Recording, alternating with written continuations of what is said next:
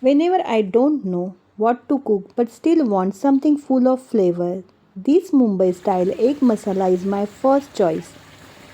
It's spicy, aromatic, and tastes just like a home style restaurant curry. Now let's prepare the green masala. In a bowl, take green chili, ginger, garlic, and coriander stem.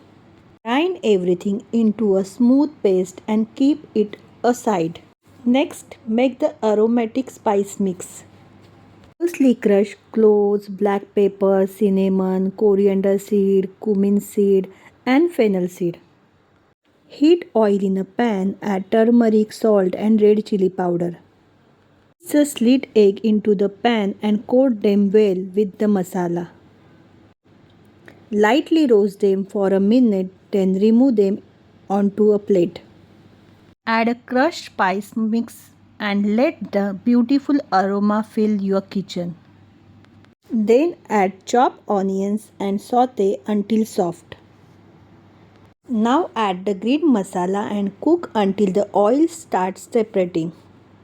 One thing you will notice about Mumbai street food is that pav bhaji masala is almost everywhere, from tawa pulao to many street style curries.